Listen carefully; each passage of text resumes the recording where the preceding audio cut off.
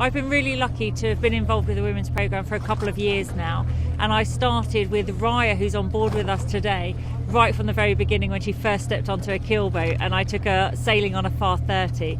So to see them now in the space of 2 years, they can sail a Far 30. They have campaigned a J80 this year in France, which was really exciting, and now she's stepping onto the flagship for Oman Air. And literally she's had her eyes wide open all week, seeing what professional sailing's all about, and I think it's an amazing experience for her to take back to the others. Well, Raya is experiencing the Fastnet, an ocean classic, on the flagship for Oman Sail, and she's seeing a professional team in action, so she's got her little jobs to do, and it's all about just soaking in the experience and taking all those stories back to the others, the youth programme, the other girls, and inspiring them to go and do more sailing in Oman.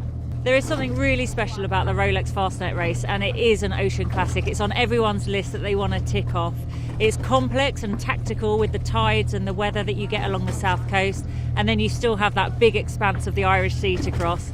For us, it's going to be a fast Fastnet race, but for others, this is a week of their life that's really hard work. And I want the Omani guys on board to just look back and see the 300 other boats about to set off, and then really soak in the amazing iconic sights we're going to see on the way and have a fantastic 600-mile race.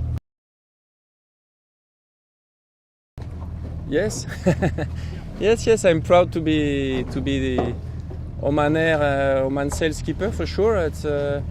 We're moving forward little by little, but we had a good season so far. You know, we're doing the European tour and now being in the Fastnet. Fastnet Race is a classic, so to bring two Omanis, two males and one lady is pretty cool. Well, I think this year the conditions are alright, you know, so which is good because we've got Raya, who is doing her first race. She's a bit stressed by the conditions and stuff, and it's good. So the challenges are more tactical or navigation, you know, with the weather. And even on that side, it's pretty clear. Mostly the beginning of the race will be a little bit challenging on navigation-wise, but it should be an easy race. So it's perfect for someone who's doing it for the first time. Yeah, I'm so excited, and I heard and I read about it, and I know it's going to be a big challenge for me with the weather, but the moment we reach the island, I'll be so excited to see it, to see the small rock. It's a big development for me. I started from the dinghy before 2 years back, and I jumped to the 430, and then I went for the J80, and I jumped to the mod. So it's a big step for me to be in this such a fastest boat I've ever been in my life, and to sail in this event. It's very amazing. Can't even realize how big the step I'm going through it. I'm so excited to sail with Dee. This is my big coach. I started my journey with Dee in the offshore. So I did with her the Sailing Arabian the tour twice in 2011, 2012. And for her to be with me in this boat, it's mean a lot for me.